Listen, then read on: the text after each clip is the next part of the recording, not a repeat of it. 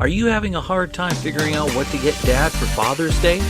Shop now at sportshistorynetwork.com/row1 and save 15% off your order when you check out Row 1 Brand's Vintage Sports Pictorium Gallery.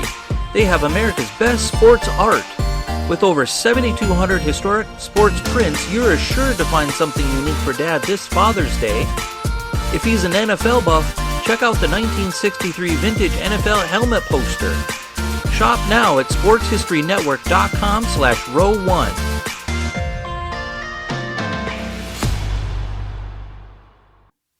This podcast is part of the Sports History Network, your headquarters for the yesteryear of your favorite sport. You can learn more at sportshistorynetwork.com.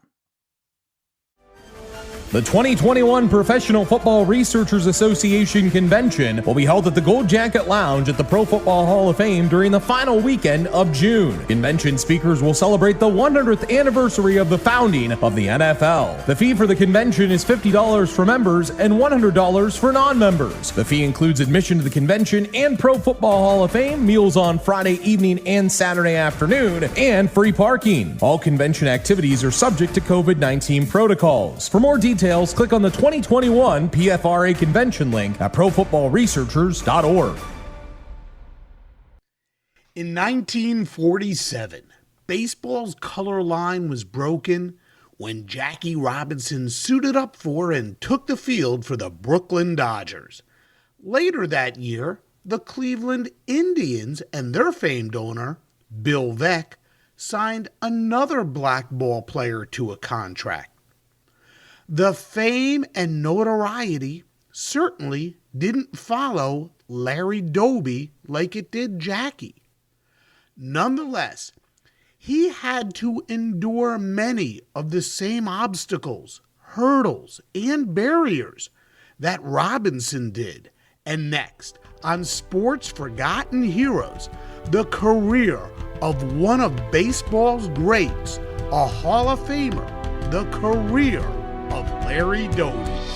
This is Sports Forgotten Heroes, a tribute to the stars who shaped the games we love to watch and the games we love to play. Stars who provided us with many thrills, but when their time was up, they faded away. We'll take a look back at their spectacular careers, their moments of fame, even if it was just for one season or just one game. And now, here's your host, Warren Rogan. Hello and welcome to Sports Forgotten Heroes, episode number 105, Larry Doby. Today, I welcome a very special guest to talk about Doby, who was the first to cross the color line in the American League. From the Negro League's Baseball Museum, my special guest is the museum's president, Bob Kendrick. It is such a thrill to have Bob on Sports Forgotten Heroes. His knowledge of the game, particularly the history of the Negro Leagues and the phenomenal talent that was a part of this great era of baseball history, is without a doubt second to none. During our conversation, the facts, the stories, the names that Bob mentioned showed what a treasure he is. And while today's subject, Larry Doby, was the focus going into today's episode, Bob certainly enlightened me with so much more, and I am excited to bring this show to you today.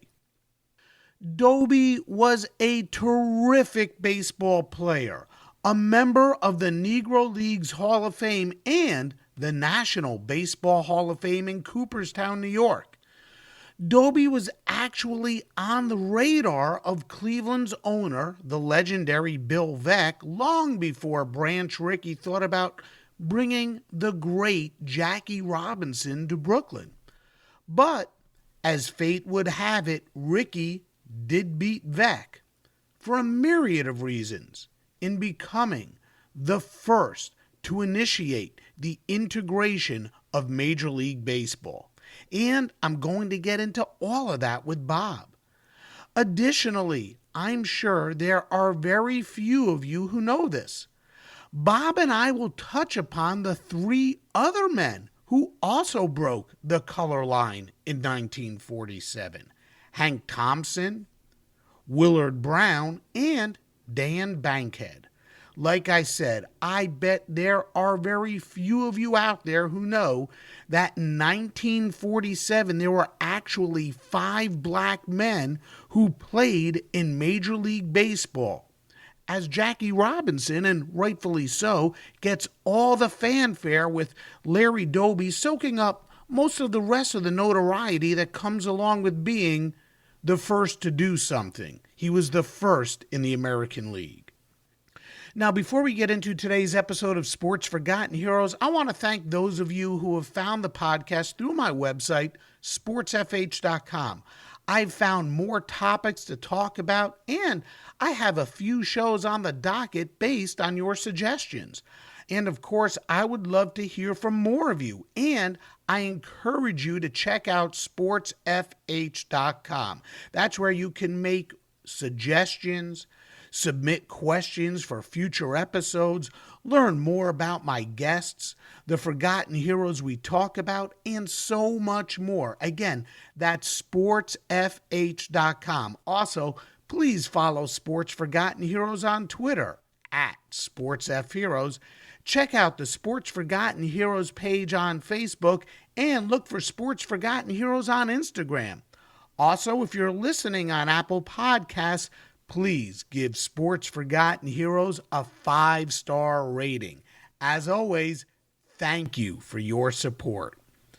So, Larry Doby, he made an immediate impact on the Indians in his first full season, 1948. He had played sparingly in 1947 after he was signed by the team and brought on the roster midway through the season. But as a full-time player in 1948, he helped Cleveland to the American League pennant as he hit .301 with 14 homers and 66 RBI. In the World Series, he connected for another home run and hit .318 as the Tribe downed the Boston Braves in 6 games to win the series, which also happens to be the last time the World Series was won by Cleveland. It was the start to a career that took Doby all the way to Cooperstown. And here to tell us more about Larry Doby is the president of the Negro Leagues Baseball Museum, Bob Kendrick. Bob, welcome to Sports Forgotten Heroes. It is both an honor and a pleasure to have you here with us. And I got to tell you, I am truly thrilled that you accepted my invitation, and I'm really looking forward to our conversation. Well, Warren, it's a pleasure, man, to be on the show, and thanks so much for the invite. Anytime. So, Bob, I'd like to start with this. Please tell us more about the museum itself, your role, and how the museum preserves the history of the Negro Leagues. Well, the Negro Leagues Baseball Museum was established in 1990 as a 501c3 not-for-profit organization with a mission of preserving and celebrating and illuminating the rich history of African American baseball and its profound impact on the social advancement of America. We started this museum, Warren, in a little tiny one-room office here at historic 18th and Vine. And guys like the late, great Buck O'Neill and other local Negro Leaguers who were still with us at that time literally took turns paying the monthly rent to keep that little office open. And as I like to say, with it, our hopes and dreams of one day building a facility that would pay rightful tribute not only to one of the great chapters in Black baseball history, but one of the great chapters in American history, and that is the rich and compelling and inspirational story of the Negro Leagues. And so we set on that journey, and here we are now, 31 years later, graduating from that little one-room office as we did in 1997 to now 10,000 square feet of exhibit space that chronicles the story of Black baseball in America and the professional Negro League specifically. But, you know, over that course of time, we're now recognized as America's national Negro Leagues Baseball Museum, something that we are, as you could well imagine, inherently proud of for a little museum that no one gave any chance of succeeding when we started this project in that little tiny one-room office in 1990. And so it's been an amazing journey. It really has. And we're so proud of the work that we're doing to shine light on a story that had escaped the pages of American history books. Mm-hmm. And people are fascinated by this story. Oh, And they're fascinated by the tremendous talent that called the Negro Leagues home. most definitely. I would imagine, though, that one of the most difficult tasks your staff and researchers have to undertake almost all the time is the search for those who played in the leagues and finding evidence of their statistics. How difficult is that, and how do you go about that? It's challenging, as you can well imagine. Now, fortunately for us, we've had the great fortune of having so many historians and researchers do a lot of the heavy lifting in that particular area. Mm-hmm. And there had been, a large number of folks who they've dedicated their lives to this history. And so as we came along, we could use some of that information that was made available at that time. Fortunately, the museum story is not really predicated on stats. Mm-hmm. It is more predicated on bringing to light this piece of history. The story is what really drives this. Mm-hmm. And most people didn't know the story. Now, the researchers have done a tremendous job of creating quantifiable data to bring the statistical aspect of this story to life for those who really need that. Baseball is this wonderful and beautiful game of comparisons and statistics.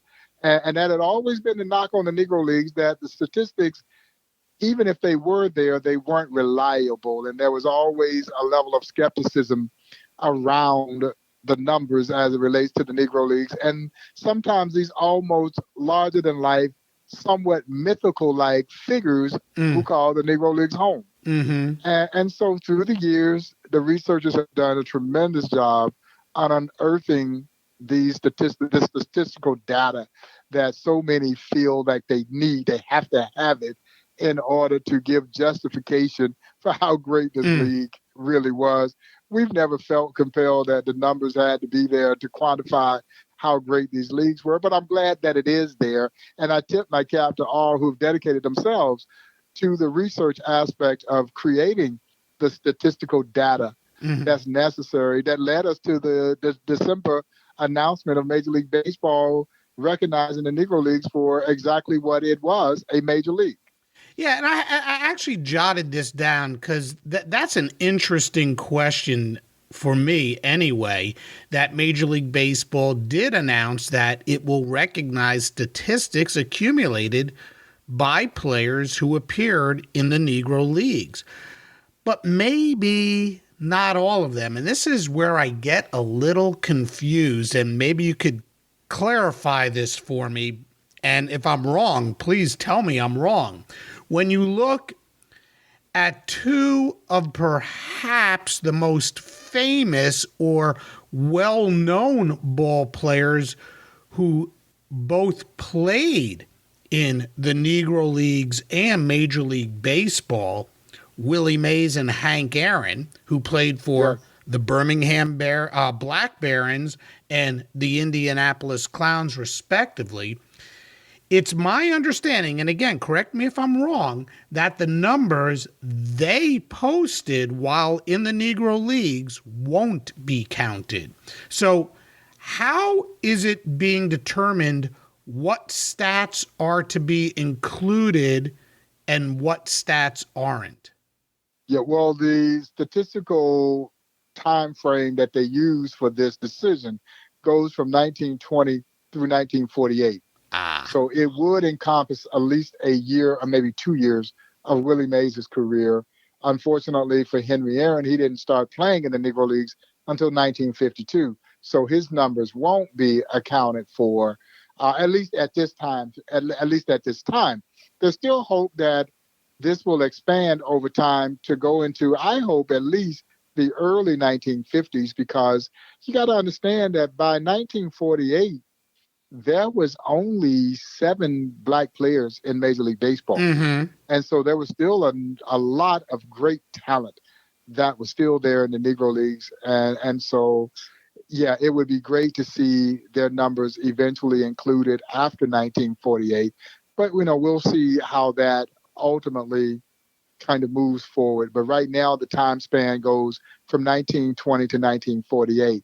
And so that's why they're not included. Like I said, although it would carry over for at least a year, maybe 2 years of Willie Mays' career. Mm-hmm. But, Willie Mays started in the Negro Leagues. He was 17 years old. Right. He was really young. So I guess the games or the years that guys like Larry Doby, who we're going to be talking about, and Jackie Robinson, of course, some of their statistics then from the Negro Leagues would be carried over. It would, absolutely. So the players that you'll see probably the largest impact on will be those players who played in that time frame, who moved into Major League Baseball. Mm-hmm. So Larry Doby had a significant career in the Negro Leagues. The late, great Monty Irvin also had a significant career. Minnie Minoso. His numbers will help improve his overall numbers. For instance, Monty Irvin was a 293 lifetime hitter in the Major Leagues. Now, keep in mind, he didn't get to the Major Leagues until he was 30 years old. And so he was 0.7 of a point away from a 300 lifetime batting average. And so, but it's amazing when you hit that 300 plateau, they just look at you differently. Yeah, they do.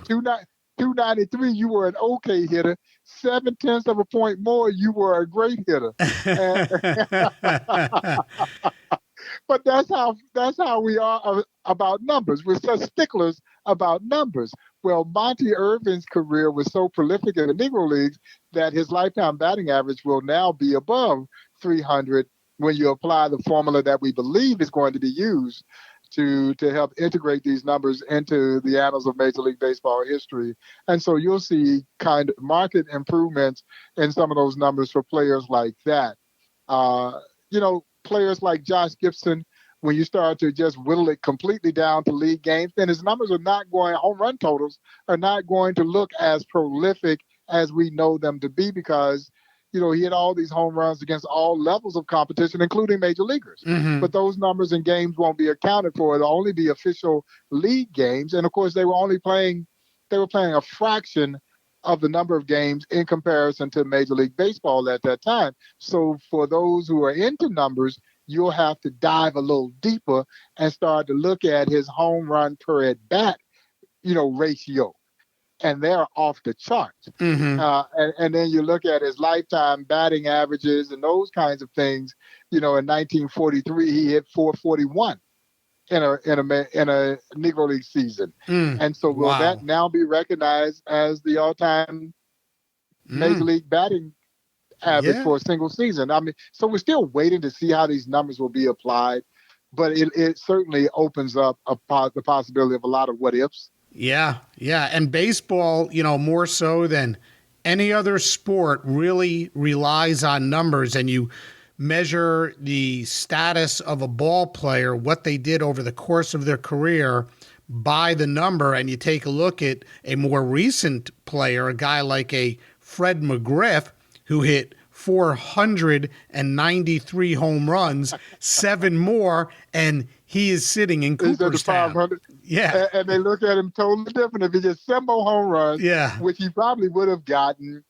And Fred, we inducted Fred into the Negro League Baseball Museum's Hall of Game a few years ago. The crime dog should absolutely be in the National Baseball Hall of Fame. No doubt. And one last question before we get to today's topic of Larry Doby, and that has to do with the National Baseball Hall of Fame.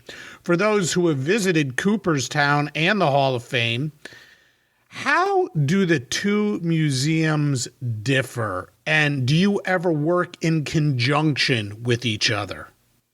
Oh, yeah. No, we're great friends with the National Baseball Hall of Fame. We've both shared information and particularly photography with one another, and they're very supportive of this project. And I think the biggest difference between the two museums, the Hall of Fame is this hollow hall just filled with great stuff. Mm-hmm. I mean, if you like stuff, they got stuff galore. They do. And I wish we had as much stuff. We don't. But thankfully, it is not the stuff that drives this museum. It's the story. Mm-hmm. And it's a very powerful, inspirational, compelling story, particularly the way that we bring that story to life. Mm-hmm. And that is what I think is the biggest difference between the two museums. We're just 10,000 square feet of exhibit space. But man, within those 10,000 square feet is a lot of information. And it's very emotional. You feel this when you go through the Negro Leagues Baseball Museum. And you don't have to be a baseball fan. Mm-hmm. If you are a fan of American history, you're going to love this museum. If you are a fan of the underdog overcoming adversity to go on to greatness, you're going to love this museum. But man, if you're a baseball fan to boot, you are in hog heaven because it combines the best of both worlds. And I think that's why people really love the experience when they come here. Well, I could tell you, Bob, if I ever get a chance to head out your way, that museum will certainly be on the top of my list. I've been to so many wonderful museums around the country, and the Negro Leagues Baseball Museum is on my bucket list to eventually visit. So maybe one day I'll get out there and enjoy some great barbecue and visit the museum. Well, I certainly hope so, man. It is such a special place. It really is. And, now that things are opening back up again, and, we shut down last year in March of last year, and we reopened in June of last year, but opened, of course, under the city of Kansas City's 25% capacity COVID protocol. But we've been seeing guests come out. And even at the time of this recording, as the baseball season is about to start, opening day tomorrow here in Kansas City, which is April 1st, we were able to welcome the Texas Rangers to the Negro Leagues Baseball Museum today. Cool. And I didn't get a chance to do a lot of that last year just because of the strict, quarantining that was going on as we were all dealing with this crazy pandemic. And we're still dealing with it. But, slowly but surely we're pulling ourselves out of this thing. But I got a chance to welcome the guys here today and players as well as other members of the organization. And it just felt more normal. Yeah. We're not there yet, but it still felt like it was more normal, that we're moving toward a level of normalcy. And so I enjoyed it. I enjoyed it immensely. And it never gets old for me. Every time I get to take these young athletes through the museum, it is always just as exciting for me as the very first time that I did it. Well, it'd be remiss for me not to follow that up with this. What is it like for them when they go through it? I mean, how does a Major League Baseball player touring your museum, what is the reaction they have when they're going through this? They're in awe. They are absolutely in awe. I think they gain an appreciation because most of the young athletes don't know this story. Sure. And as my late mother would say, you don't know what you don't know. I love that statement. I know. How can I do that? I don't know what I don't know. Yeah, you don't know what you don't know. And it's my job to help them know. And so when they come here, they're in awe. Number one, they understand how difficult this game is to play under the best of circumstances. When you make your living in a game like this, you know the challenges of a game. This game is predicated on failure. Failure is at the crux of this game. You're going to fail more times than you succeed in this game, particularly as an offensive player in this game. And so you already know how tough this game is. And now they're being introduced to a segregated society and these courageous athletes playing against the backdrop of American segregation. But the thing that I share with them, Warren, that they have in common with those who played in the Negro Leagues, it's just simply love of the game. You play this game because you love it. Sure. And sometimes we as fans can get a little fickle because we equate everything in our society to money. And so because these athletes are afforded an opportunity to make a really good living playing this game, we just kind of assume that they don't like the game as much as the players of yesteryear. Yeah, they do. They're still playing a game that they played as a kid for free. And quite frankly, if they had to play the game today for free, they would. So, yeah, they love the game. Mm-hmm. But as I share with them, you will never see a greater example of love of the game than you do when you walk through the Negro Leagues Baseball Museum. You see, they had to love it in order to endure the things that they had to endure. So, yeah. They're blown away. They're blown away when I tell them the stories of the fact that these athletes could ride into a town, fill up the ballpark, and yet not be able to get a meal from the same fans who had just cheered them, or not have a place to stay. So they would sleep on the bus and eat their peanut butter and crackers until they could get to a place that would offer them basic services, but they never let that kill their love of the game. So their mindset was, okay, well, if I've got to sleep on the bus and if I've got to eat my peanut butter and crackers, I'm going to keep playing ball. You can't rob me of this joy of playing ball. And I think they all can relate to that. And I think as a result, it creates a bond, that they didn't expect at the time. But more so, I think it gives them perspective, a much greater perspective on just how good they have things, because, I think it's just natural for us as human beings to find a reason to complain about something. It's just part of who we are. We've got to find something to complain about, even when we don't have anything to complain about. We still got to find something. And I think for them, it just gives them a much better perspective of just how good they really have it, and that they really don't have anything to complain about. You are so right. Wow, that's so great.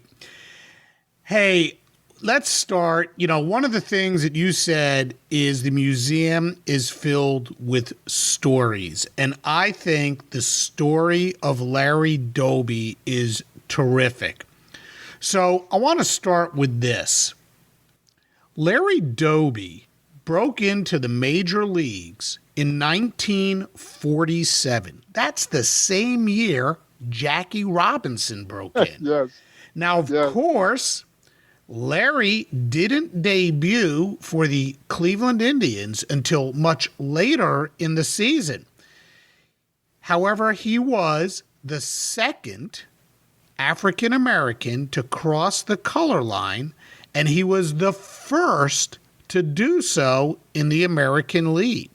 Yet, there is, at least in my estimation, and I think anyone would be hard-pressed to oppose this opinion, there is so little fanfare surrounding him. Jackie, and rightfully so, has incredible notoriety around him, and his accomplishments are incredible. But when it comes to Larry, the notoriety is nothing in comparison. Is this fair? Is it fair that Larry Doby gets so little credit for what he did? Of course not. But that's the way we are. That's the way we are as a society. We always celebrate the first. We rarely ever remember the second. I tell people all the time, who was the second man on the moon? Nobody really hardly ever knows the answer to that question, because that's just how we are societally. But Larry Doby went through just as much. Some might even argue even more than Jackie, because he was playing in Cleveland. And Cleveland was not the urban center that Brooklyn was. And the national media was following Jackie. And really nobody was paying Larry Doby any attention. Larry Doby was 23 years old when he joined the Cleveland Indians. He was just a baby thrown into a powder keg of racism. Larry Doby never played a day in the minor leagues. He went straight from the Newark Eagles over to Cleveland. And so, no, he should not be forgotten. It's only been over the last decade or so that people have finally started to pay rightful tribute to Larry Doby's pioneering role in this whole equation of breaking baseball's color barrier. Mm-hmm. As you mentioned, he joins the Cleveland Indians just literally weeks after Jackie. But you think about this, Warren, there were 5 guys who go up in 1947. So you think Larry Doby hadn't gotten any attention. The other guys are really the answers to a trivia question. Hank Thompson, Willard Brown, and Dan Bankhead. So all these guys go up in 1947. And so, but, nobody really had heard very much about those players, and which is one of the reasons it prompted us to create a new exhibition that we call Barrier Breakers. And the Barrier Breaker exhibit chronicles all of the players who broke their respective major league teams' color barriers from Jackie Robinson in 1947 with Brooklyn through Elijah Pumpsie Green being the last to complete the integration cycle 12 years later in 1959 with the Boston Red Sox. It took 12 years before every major league team had at least one black baseball player.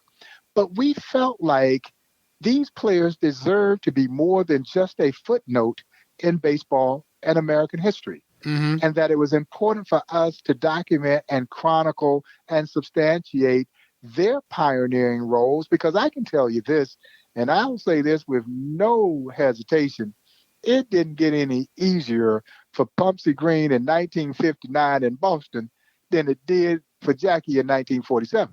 They all had their trials and tribulations as they were trying to blaze their path to play this game in Major League Baseball. And so they shouldn't be forgotten. And so we tore up an entire section of the museum to bring this story to light as well. And not only did we focus on those baseball pioneers, we also set the stage for what triggered integration in our game. And if we were going to point to any single event, it would have been World War II. And with World War II, you had the irony of young black soldiers dying, fighting the same racism in another country that we're being asked to accept here at home. And so that is what led to integrating America's so-called national pastime.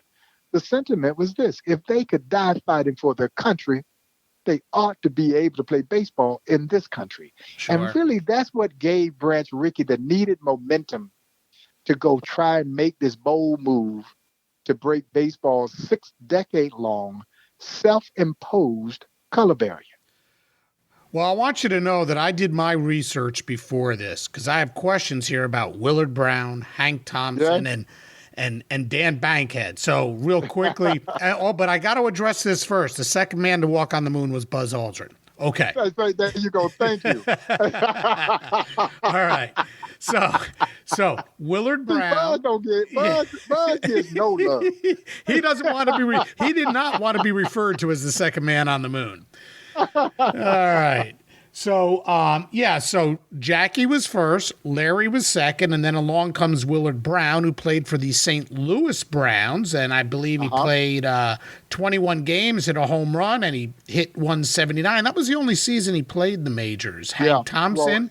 He had a decent career. He played for 9 years. He hit 129 home runs over the course of that. His best season came in 54, the year that the Giants beat the Indians in the World Series.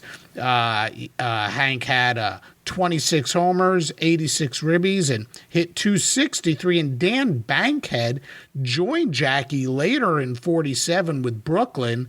Dan played three seasons, parts of 3 seasons in the majors. His 3 years, 9-5 as a pitcher. And he had a career ERA of 6.52. But let's go back now to Larry. A real general question, and I'm sure you could probably talk for hours, but succinctly, if you can, tell us, who is Larry Doby and where did he come from? Larry Doby was a star player in the Negro Leagues who was a great athlete growing up in that Paterson, New Jersey area, where he was a multi-sport star, collegiate athlete, actually played on an assumed name. He would have shut a program down under today's standards, but he didn't want to give up his amateur status while he was playing professional baseball in the Negro Leagues. Tremendous baseball player. As I mentioned, He never played a day in the minor leagues. He goes to Cleveland directly from the Newark Eagles, where their owner was Effa Manley. Effa Manley owned and operated the Newark Eagles. And Bill Veeck came to go get Larry Doby away from Effa Manley. And she wanted to fight because she had fought Branch Rickey about Monty Irvin, the great Monty Irvin, who could have been the first. As a matter of fact, Monty Irvin was the Negro League's owner's choice that if someone was going to break the color barrier, they thought it should be Monty Irvin. Monty Irvin was a superstar player in the Negro Leagues. I tell people all the time, I wish Major League Baseball could have gotten Monty Irvin when he was 20, 21 years old, when there was nothing that he couldn't do. As I mentioned earlier in the show, he gets to the Major Leagues, he's 30 years old. He's just he's a shell of himself, but he was still very good as a major leaguer. And so he and Larry Doby were on the same team together. So as you can see, this was a dynamite Newark Eagletown team. And then you throw in Hall of Famer Leon Day. So they had 3 Hall of Famers that were there on that team in the 40s. Leon Day was just unfortunately too old to go to the major leagues. He missed this opportunity. Leon Day, one of the greatest pitchers in baseball history, but also one of the greatest two-way players in baseball history. And so the late, great Buck O'Neil would say of Leon Day that he was a better center fielder than he was pitcher, and he's in the National Baseball Hall of Fame as a pitcher. So Larry was on this team with this kind of talent. And so Bill Veeck signs him away, and he pays Effa Manley. You know, Effa Manley realized that she was against a rock and a hard place. She wasn't going to be able to fight these Major League Baseball owners off for too long. And so Bill Veeck came in and said, I'll give you $5,000 for Larry Doby, which is a bargain for a future Hall of Fame. And Effa Manley wrote him a letter and said, well, you know, Mr. Veeck, I know that I'm in a position now where it's going to be difficult for me to fight back. But if you think if Larry Doby was right, you would be paying $100,000 or more for this player. But if you think $5,000 is fair, then I guess I have no choice. Well, Bill Veeck was different. Bill Veeck had a little bit more heart. So what did he do? He upped the ante. He pays an additional $5,000 and gives Larry Doby a $5,000 signing bonus. But what does this do? This now opens the door for other Negro League owners to start selling their star players to the major leagues. And basically at that point, it becomes a fire sale. You're now trying to groom players and develop them as quick as you possibly can in hopes that you can now sell them to the major leagues so that you can get something out of this before the business of black baseball ended. It wasn't a matter of if, it was simply a matter of when after Jackie breaks the color barrier. And so Larry Doby's in that pipeline. Hank Thompson, who you talked about, and you gave a kind of a statistical impression of Hank Thompson. That 1954 season you talked about, you got to remember Henry Thompson was a infielder. And Henry Thompson holds the distinction of breaking the color barrier on 2 major league teams. The only player to break the color barrier on 2 major league teams was Henry Thompson. So he actually takes the field, you know, maybe a day before Willard Brown does. And then Willard Brown, both of them have been teammates with the Kansas City Monarchs. And then Willard Brown joins him over with the St. Louis Browns. And you talked about that one home run. It was in Willard Brown's first game. And Willard Brown comes into the game as a pinch hitter. And he borrows a teammate's bat and he hits a home run. Wow. What happens when he gets back to the dugout? Teammate broke the bat. So welcome to the major leagues. You know, so it wasn't like these guys were welcomed with open arms. Dan Bankhead, when he gets to the major leagues, he's that trivia question. Who is the first black pitcher in Major League Baseball history? Most assumed that it was Satchel. But the great Satchel Paige doesn't get there until a year later, 1948. It was indeed Dan Bankhead, who absolutely had electric stuff. But the legendary Buck O'Neil surmised that Bankhead, who was from Alabama, when he got to the major leagues, he couldn't harness his control because he was fearful of what might happen if he hit a white batter. And so he wouldn't pitch inside. And I don't care how great your stuff, unless your name is Satchel Paige, if you don't pitch inside, you're not going to get these guys out. Nope. And so he didn't have much success, but Bankhead was the first black pitcher to hit a home run. Yeah, he homered in his first game. Oh, first wow. plate appearance. Wow. And so, tremendous athletes. These pitchers in the Negro Leagues were tremendous athletes because so many of them were great two-way players. Don Newcomb was utilized quite a bit, I should say, as a pinch hitter. And he was proud of the fact that he could hit. And so I think Nuke liked talking hitting more than he did pitching. So, but Larry Doby would go on to help Cleveland win its last World Series. Sure, 1948. Yep. 1948. And so, but again, those guys that you mentioned, those 5 guys that we just talked about, Henry Thompson had Hall of Fame pedigree. It was only his personal demons that probably derailed his career. Henry Thompson, Monty Irvin, and Willie Mays formed the Major's first black outfield. But again, Henry Thompson was an infielder by trade. It just speaks to the versatility. But Willard Brown never got a fair chance. See, the St. Louis Browns thought that Hank Thompson and Willard Brown would do for them what Jackie had done for Brooklyn. But the truth of the matter is, if you're in St. Louis, you're a Cardinal fan. Nobody cared about the St. Louis. No one cared about the Browns. And Willard Brown is on record saying that he left a better team in the Kansas City Monarchs than he did when he joined the St. Louis Browns. They were a sideshow. And so when they didn't draw the black fan base that Brooklyn was getting, St. Louis promptly dismissed both of them. And then both would come back to the Monarchs, and then Henry Thompson would move on to the New York Giants, and Willard Brown would spend the rest of his career playing in the Negro Leagues. Willard Brown is in the National Baseball Hall of Fame. That's how good Willard Brown was. Wow. And Thompson was a terrific ball player. I don't know about the personal demons he might have had or what it was that because he was done by the time he was 30 years old. Yeah. But you got to also think how much it took out of you playing in the Negro Leagues. Oh man, the wear and tear, the long bus rides, dealing with Jim Crow, not knowing where you can get something to eat, sleeping on the bus. I'm not going to say it was like dog years, but it damn near was. It took its toll on these players physically, mentally, emotionally. And for them to perform at the level in which they did under that set of circumstances is more than commendable.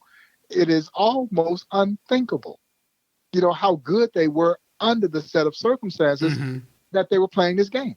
And they played in a lot of the same stadiums that the Major League Baseball teams played in. They just, Major League owners wanted something to make money when their teams weren't there. And boy, did they charge a pretty penny in rent.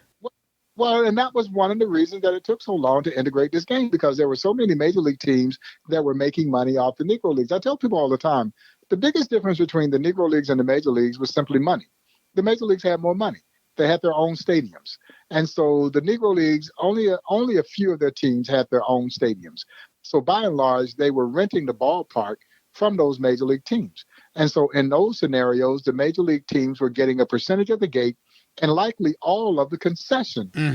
And so, as a result, those teams were in no hurry to see integration, because they understood that if we integrate this game, we're going to put the Negro Leagues out of business.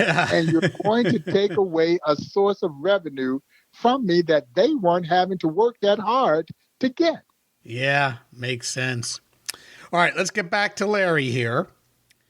Bill Veeck. Now, you talked about Bill and Effa Manley. I think, just like Larry, Bill Veeck doesn't get the credit for what he did to bring Larry along. He doesn't get the same credit that Branch Rickey did. And interestingly, and maybe you could clear this up for me, in my research for this episode of Sports Forgotten Heroes with you, Bob, my research, there is evidence that shows that Veeck wanted to do this before Branch Rickey did. Oh, well before Branch Rickey. Yeah, so talk about Bill Veeck and how you got into some detail there about how he finally was able to pry Larry away from Newark. But talk about Bill Veeck and how he wanted to integrate the game long before Branch Rickey. Yeah, no, Bill Veeck made the mistake of saying that he wanted to buy the Philadelphia team. And they were prepared to sell Veeck the team. And then Veeck goes on record saying he's going to fill the team with black stars. Mm-hmm. And Commissioner Landis nixed this deal right away. Now, no, we can't sell the team to you. We're not going to do that. and I think Veeck would have attempted to do that because that was Bill Veeck. He was very progressive. Some would say aloof in some ways. And so when he did stuff, the other owners just kind of basically waved it off, just saying that's Bill Veeck being Bill Veeck. And so by the time he takes ownership of the Cleveland Indians, he could do exactly what he had wanted to do all along. And that was to bring black stars into the fold. And so he signs Larry Doby. The next year he signs Satchel Paige. And everybody in baseball was barking at him because he signed Satchel Paige. Oh, you're turning our game into a sideshow. If Satchel Paige, he's too old, he's too this, and if he was white, you would never even think about giving him a chance at that age. And Bill Veeck's rebuttal was, had Satchel Paige been white, he'd have been in the major leagues years before now. Mm-hmm. And so honestly, I don't know if Veeck realized that the old man still has some gas in the tank, but the old man still has some gas in the tank. He sure did. Now, I know he knew that Satchel would be a big draw. And Satchel was just that. He was a gate attraction in his own right and had been throughout his career. And so he goes over to join Larry in 1948. And you go back and look at that 48 season, Satchel doesn't get called up until July of 1948. Mm-hmm. He compiles a 6-1 record with a 2.4 ERA at age 42, which means he likely was closer to 52 because Satchel never really told his real age. And honestly, I'm not sure Satchel knew his real age, but most believe that he was at least 10 years older than what he claimed to be. And he was still winning at the major league level at an ungodly age for a pitcher. I don't care if it was 42 or 52. Yeah. And so Satchel, the runs that he gave up in 48 primarily came when he was in the bullpen. When they put the old man in the starting rotation, man, he was lights out. Yeah, he had 3 complete games. Yes. His first 3 starts in Cleveland drew over 200,000 fans. Wow. He had 2 shutouts in his first 3 starts. And he starts in a game in Chicago, Comiskey Park. They got 51,000 plus. It was filled to capacity. And they had another 12,000 who couldn't get in the ballpark. Wow. Wanted to see the old man pitch. He beats the White Sox 5-0, shut them out. Then they go back home to Cleveland, where Municipal Stadium, huge ballpark. They've got 78,000 plus in the ballpark to see the old man pitch again. He shuts out the White Sox again, 1-0. Larry Doby drives in the winning run. Now he is off and flying. And Cleveland, if you recall, won the pennant by 1 game. Mm-hmm. 1 game. They don't win the pennant without Satchel Paige. And then they go on to win the World Series. And, of course, Larry Doby has a great World Series. Satchel only got, a couple of brief outings in that World Series. I really, they didn't do him fairly, given how much he had contributed to get them there. But nevertheless, that just gives you an indication to the forward thinking of Bill Veeck, the innovativeness of Bill Veeck, but also how talented Satchel was. And it just makes you wonder, what was he like in his prime? Sure. All right, we got to circle back around to Larry. And I guess we're going to circle back to Larry by going through Jackie. So the two of them break in 47, Jackie first and then Larry. What kind of relationship did Jackie and Larry have? And was Larry ever jealous of Jackie? And what kind of respect did the two have for each other? I think they had tremendous respect and admiration. They were cut from the same cloth. The only difference is that Larry wasn't nearly as fiery and feisty outwardly as Jackie was. I think he had an internal flame that burned.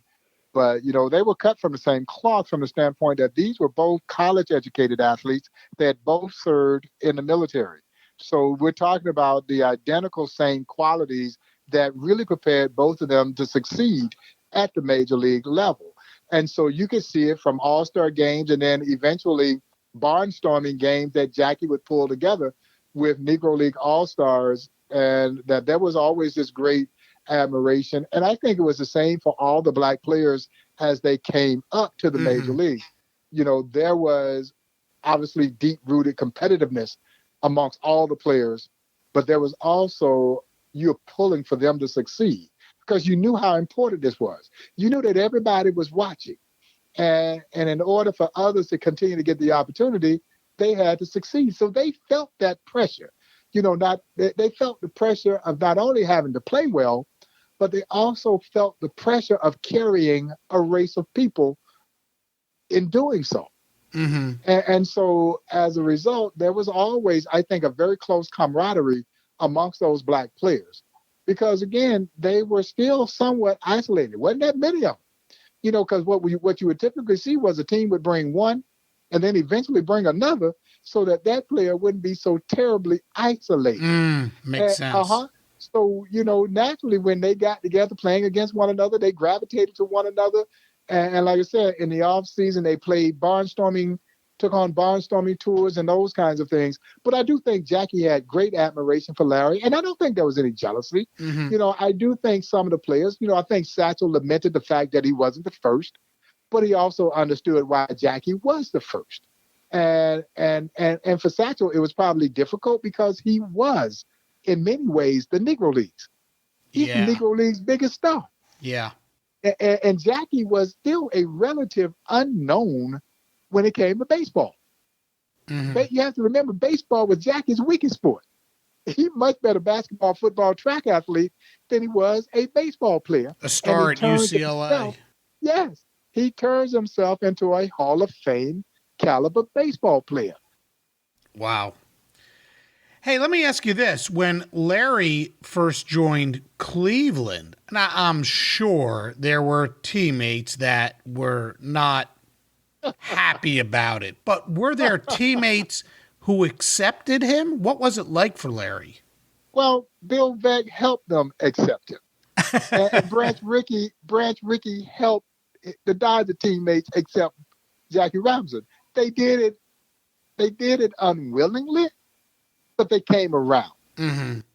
And so, and that's what I'm saying. As these guys are moving into the major leagues, Warren, it's not like they were being welcomed with open arms. No, I imagine not. You're walking into a clubhouse where they didn't really want you there. And then there was a certain level of fear that accompanied this. Because when Jackie came up, when Larry came up, they took somebody's job. Yeah. And they took the job of a friend. Yeah. And so, there's anger around that. And then there's fear to the fact that, wait a minute, if there are more to come, I might lose my job. So this is looming and hanging over those players as well. Now you start to move into this realm of self-preservation. Mm-hmm. You're trying to protect what you think is yours. Mm-hmm. And so if you allow this influx of Black and Hispanic talent in, I might lose my job. And so fear had as much to do with this as the social conditions of our time. And so many of these players were Southerners. They were from the deep South. Yeah. And so it really had been kind of deep-rooted and embedded in them to have this disdain for Black folks. even if you didn't know them. You know, it's hard to imagine that you dislike somebody that you don't know, which I still think is one of the dumbest things that I've ever seen, even to this day, that we dislike people we don't even know. But we dislike them just because of the melatonin in their skin, you know, which makes no sense. Makes no sense. No. And so you can imagine how prevalent that was at that time. And so there was an inherent fear from these players of dealing with the unknown. You hadn't spent any time around a black person. You didn't know what this was going to be like. But as both of these tremendous ball players started to help their teams win, well, all of a sudden, color became less significant. Yeah. And they became more accepting. But I think what you find, and you find this in baseball more than any other sport, because the season's so long. You know, we're talking about so many games. Now, all of a sudden, these things that I heard about you and these things that you heard about me, well, you're seeing they're not true. Yeah. And Larry Doby and Jackie Robinson were both very intellectual beings. In fact, they might have been the most intellectual players on their respective teams. You know, I have to go back and look at both the Dodger and Indian rosters to see how many of them had actually gone to college. Yeah. You know, good point. And so, yeah, they were equipped to handle it. Didn't mean that it made it any easier for them, but they were tremendously talented athletes, and they had a tremendous amount of intestinal fortitude, because you had to have that. Yeah. If you were going to succeed in that environment, you had to have it. You had to have thick skin. Oh, yes, indeed. You know, some of the racism that Jackie had to endure is very well documented, especially in the movie 42. The crap he had to put up with and the way it was depicted, especially by the Philadelphia Phillies and their manager, Ben Chapman, is nothing less than disgusting. It's mind-blowing that kind of stuff happened. But what about Larry? What did he face? And again, in my research for this episode, I read about a guy who was allegedly hired by the Philadelphia Athletics to make life difficult for Larry. And every time the Indians came to Philly, this guy would just hoot and holler and say whatever came to mind about Larry and the color of his skin. And then he would follow Larry from city to city and do it over and over again, allegedly. And allegedly, he stopped and grew to respect the talents of Larry Doby. Yeah. Do you know anything about this? You know, I had not heard that story, but it doesn't surprise me. And the outcome doesn't surprise me either. Because again, I think after a while, number one, it takes so much energy to hate another human being that you don't know. It takes so much energy to hate anybody, you know, under any circumstances. So now you're in the midst of trying to hate this guy. And then all of a sudden, there's an affinity growing for this guy. You're watching how he conducted himself, and you're not being able to rattle him and shake him like you thought you would have been able to do so. And yet he's still continuing to perform at a high level.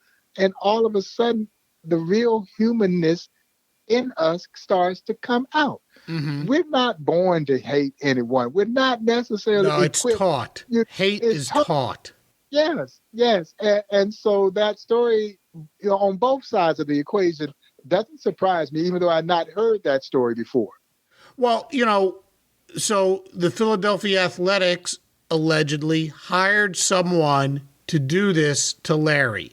We know, as you had mentioned, that Larry comes into the clubhouse and, you know, he took somebody's job. I never really thought about that. Yes. But what about the fans in Cleveland? What did they think about all of this when Larry Doby came along? How were the Cleveland fans? And that's what I talk about. Cleveland, while there was still a number of black folks in Cleveland, it wasn't nearly the urban center that Brooklyn was. And so the fans, I don't think that the true baseball fan came to the ballpark to hate anybody. I think the people who came to the ballpark were just like the people, like the man you described. They came expressly to spill hate and vitriol. I don't know if they were baseball fans. I think the true baseball fan, all they see is a baseball player. And the reason I say that, and I think it particularly resonates through the eyes of a child, because when Jackie Robinson braced the color barrier, it wasn't just black kids saying, "I'm Jackie Robinson." You saw white kids saying, "I'm Jackie Robinson." You see white kids in those clips trying to get an autograph and a picture taken with Jackie Robinson. Why? Because they didn't see Jackie Robinson, the black baseball player. They saw Jackie Robinson, the baseball player. The great I want to be Jackie Robinson because I like the way Jackie Robinson plays. I like the way he runs the bases. I like the way he swings the bat. I want to run like Jackie. That's what those kids were seeing. Mm-hmm. And that's why I don't think that it was the real baseball fan.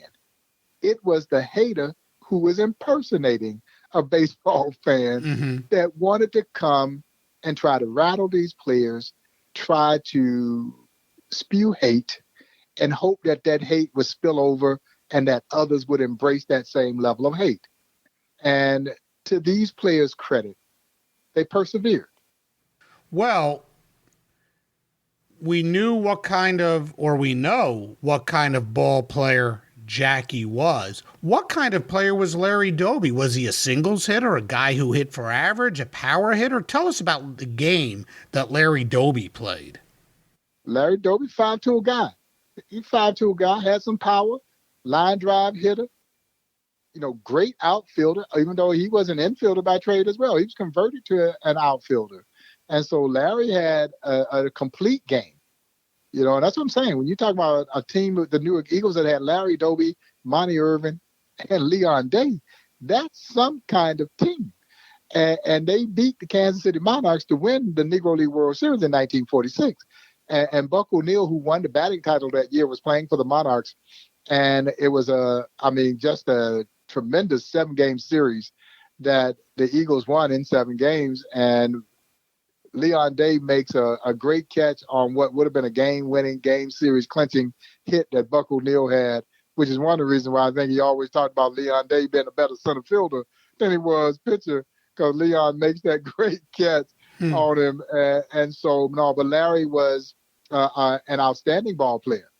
And you just, again, you wonder how much better they could have been if they didn't have to deal with all the outside noise, all the pressure that was on them that wasn't just baseball-related pressure. This was social pressure. But Larry was a 5-tool kind of player. And, but it took a long time before Larry even got inducted into the National Baseball Hall of Fame. But, we talked about the fact that he was kind of this forgotten guy. Yeah, 1998. Like you said, if you're not first, you're second. That's it. Yeah. I mean, you might as well be third, fourth, fifth, whatever. If you're not first, I think it speaks to how good Larry was because he never played in the minor leagues. He went straight from the Newark Eagles over to Cleveland and never played a day in the minor league. And his contribution to Cleveland, like Robinson to Brooklyn, was pretty immediate. In his first full year with the Indians, he hit .301. This is his first full year.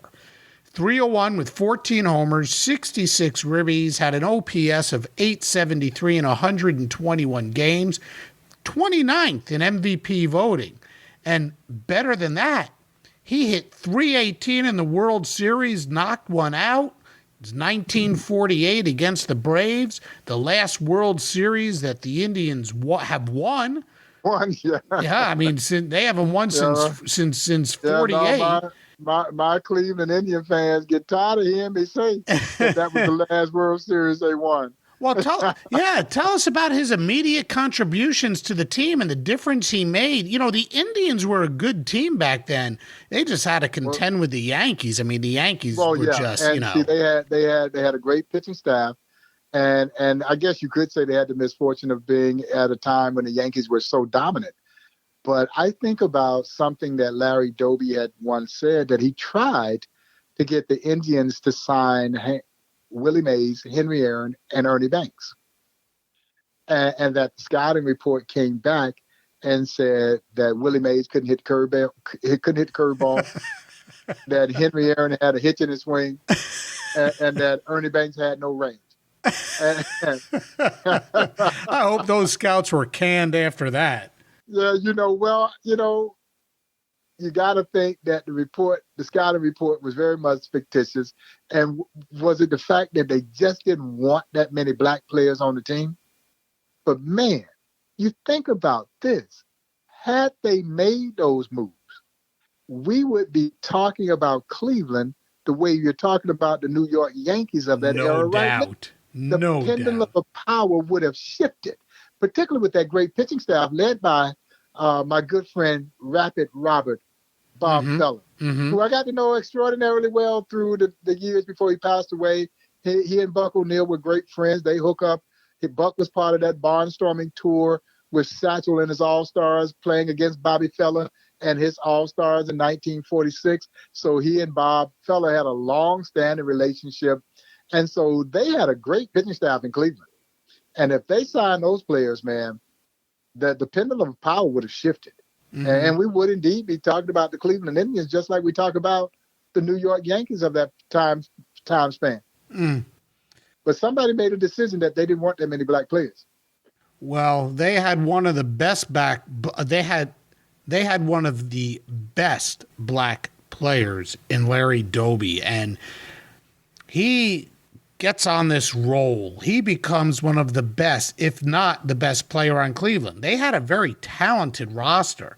In 1949, as I'm going through this, he cranks out 24 homers, hits 280, is an all-star. In fact, he was an all-star every year from 1949 through 1959. He averaged over 26 home runs a year, 95 ribbies a year, and he hit 285 a season. Those are solid numbers.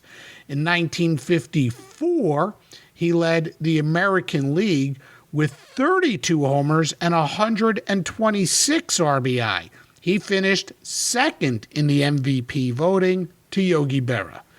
Like we said, the Indians, they're basically the second best team in baseball most of the years.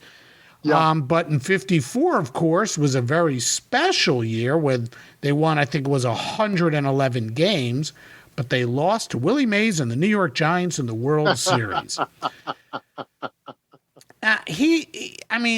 Larry is a star, yet the Indians and their general manager, Hank Greenberg, traded him away after, I think it was the 55 season. They traded him to the White Sox for Jim Busby and Chico Carrasquel, a journeyman outfielder and a journeyman infielder. Why? What kind of general manager was Hank Greenberg? Was he able to take a look into the crystal ball and see that he might have known what he was doing? Because really, Larry didn't have many more years of real substantial contributions or big numbers after he left Cleveland. I think he had 2 more years where, with the White Sox that he did decently, but his time was sort of coming to an end. So maybe Greenberg knew what he was doing and was just trying to get something in return. And that could have very well been, because, like I said, the years that Larry and Jackie and these early players from the Negro Leagues, I said, they may not have been the equivalent of dog years. Dog years is, I guess, supposed to be seven years to our 1 year in human life. Mm-hmm. But it damn near was. Pressure and weight that was on them took its toll over time. And, so they endured so much that I do think it hurt their longevity to some extent. Well, he went to Chicago, then he came back to Cleveland. He was reacquired by the Indians in 1958, but really by then he was just basically a shell of what he had previously been. Yeah. He played a few more years, even tried to hang on in the minor leagues. I believe he was playing in the PCL for a very, very brief moment with the San Diego Padres when they were in the PCL, and he broke his ankle. I guess he really didn't have anything left in the tank. And then I read where he tried to make it in Japan. Do you know anything about that? Can you tell us anything about his time in Japan? He's one of the early black players to go to Japan and actually had some success in Japan. And then he came back here and he tried to make it back in the majors as a coach and a manager. So after his playing days are over, he does become a coach. He bounced around a little. And in 1978, Larry Doby once again became the second in baseball history to do something again to a guy named Robinson. Frank Robinson became the first black manager in baseball when the, ironically, Indians named him their player manager in 1975. In 78, Doby took over for an ex-Indian, Bob Lemon, as manager of the White Sox. Could you tell us anything about Larry as a manager and why he only got really a half season to prove himself? Yeah, and I think that's the thing. I don't know if he really ever got a fair chance. I'm trying to remember. I think it was Al Fitzmaurice, who lives here in Kansas City, former Royal, who played briefly for Larry and had great respect and admiration for Larry Doby, his baseball acumen, his leadership skills. But I honestly don't think that he ever got a fair chance. No, it doesn't sound like it. Here's another interesting aspect to the career of Larry Doby. He actually spent time in the NBA, didn't he? He worked with the Nets when they were in New Jersey. Can you tell us anything about the role he had with the Nets? I mean, he was there for quite some time. Yeah, no, he spent quite a bit of time there. Now, I don't know, I think the Nets were smart enough to know, because Larry was from New Jersey. And Larry had been a sports hero, obviously, there in New Jersey. And great multi-sport athlete, so it was smart of the Nets to bring him into the organization, probably in the ways in which you see a lot of guys who continue even in their baseball careers as in an advisory role, that kind of thing. But it's really more of just having them still involved with the franchise. And I think the Nets were very smart to do that. Buck O'Neil remained a scout, quote unquote, for the Kansas City Royals well after his scouting years were over. Buck would go to the stadium and still chart pitches, but his primary role was PR. He was there signing autographs and taking pictures with fans and being Buck O'Neil. And so I'm sure it was a lot of that with Larry and his involvement with the Nets, but it was a smart move by the Nets to have one of their native sons intimately involved within the organization. And again, it just goes to show the respect and admiration that people had for Larry Doby, even though he didn't get all the fanfare that Jackie got, but at least in his home, in his home neck of his woods, in his home state, and close to where he grew up, there was this respect and admiration. Bob, there's so much that we can talk about when it comes to Larry Doby and his time in Major League Baseball, and I've probably have only scratched the surface with you. Is there any one point that I have not covered that you would like to mention before we wrap up today's episode? Is there anything I've missed that, hey, Warren, you need to mention this. We need to say this about Larry Doby. No, I just think that, number one, I'm really proud to talk about Larry Doby because I don't think that he got nearly enough love and still doesn't get nearly enough love and for his barrier breaking role. But, it's almost apropos to Larry Doby, who was so quiet and so understated throughout his career. In many ways, I think he really didn't want that level of attention. Mm-hmm. But it is great that he is getting what I believe is his just due, even though it is after his passing. I've always appreciated talking about the history of the Negro Leagues and what this museum represents, what it embodies, as we try to keep the legacy of the Negro Leagues alive. And so we just appreciate these opportunities to shine light on this story. I certainly want to encourage those who will be listening to your show to consider supporting this museum. If you're not a member of the Negro Leagues Baseball Museum, please visit our website at nlbm.com and consider becoming a member, or if nothing else, make a contribution to this museum. And if your travels bring you to Kansas City, we hope that you will come and experience the Negro Leagues Baseball Museum. It's important that the legacy of the Negro Leagues plays on long after there are no more Negro Leaguers to attest to just what this league represented. And that's the work that we're doing here in Kansas City very proudly. And we love to have as many people join our efforts to keep the legacy of the Negro Leagues alive. Absolutely. And let me ask you one last thing here. Is there any way to experience, the Larry Doby exhibit, anything like that? If someone can't make it out to Kansas City, can they experience any of the exhibits online? Is there a place, do you go to nlbm.com?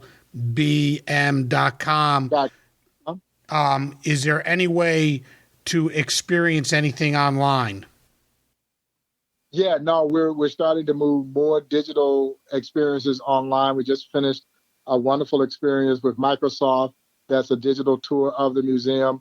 We're right now in the process of digitizing that barrier breaker exhibit and creating an experience in and around that, which I hope will be available here really soon. So stay on, please be on the lookout for that.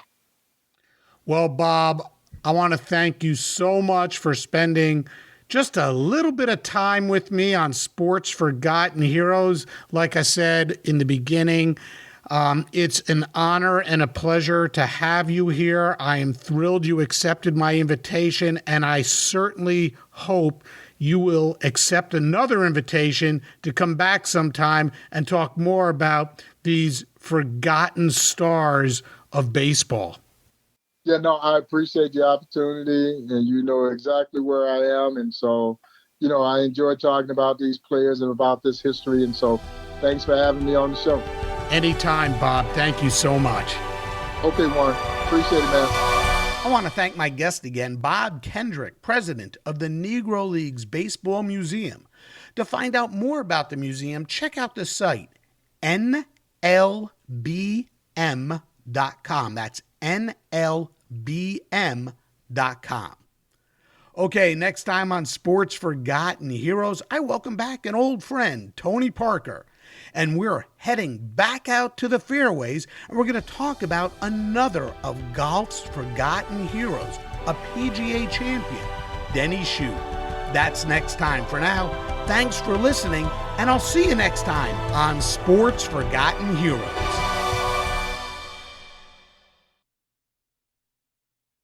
We here at the Sports History Network proudly partner with 26 podcasts, all revolving around the history of sports.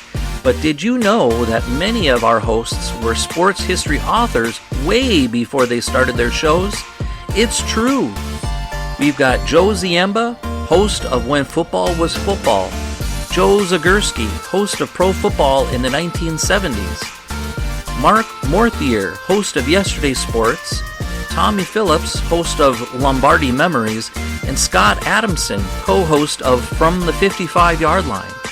All these authors have many books for you to choose from. To check them out, go to our website at sportshistorynetwork.com/sportshistorybooks. Pick up your copy today. Soundtrack provided by Kevin MacLeod of filmmusic.io.